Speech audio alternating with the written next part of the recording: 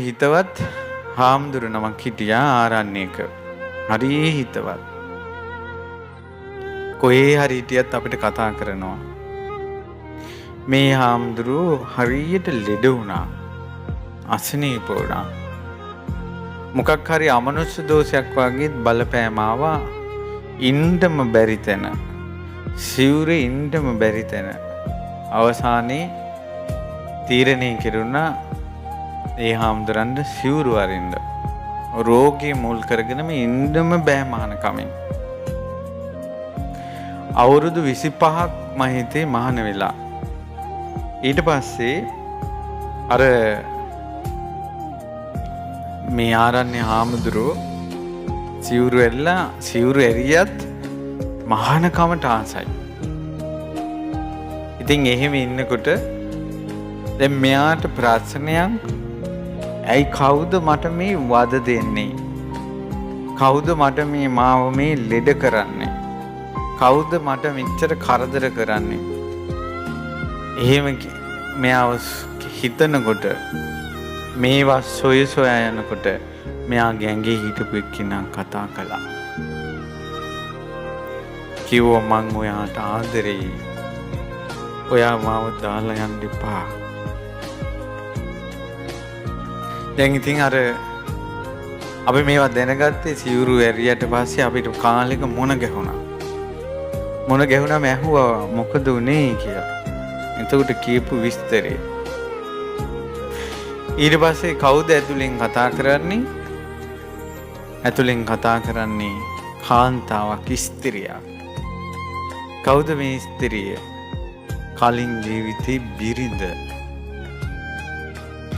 ඊට පස්සේ දැන් මේ අහලා තියෙනවා ඇහි මට මේ කරදර කරන්නේ නෑ, අපි දෙන්න එකට නිවන් යන්නයි හිතුවේ.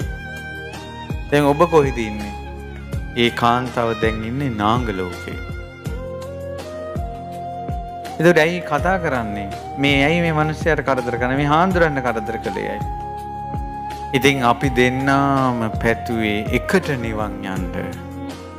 කලින් ජීවිතේ උතුම් ධාතු සෑයක මල් පුදලා අපි දෙන්නම එකට අදිෂ්ඨාන කළා එකට නිවන් යමු කියලා.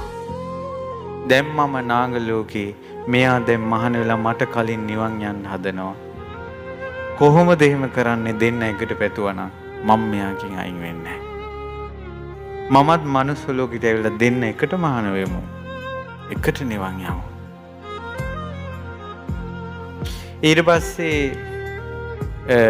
පින්වතුනි, හරි මේ දෙදෙනාගේ මේ බන්ධනය අයින් කරන්න ක්‍රමයක්. මේවාගේ බන්ධනයක් අයින් කරන්න මන්ත්‍රයකින් හෝ දේව උපකාරයකින් හෝ තවත් ක්‍රමයකින් බෑ.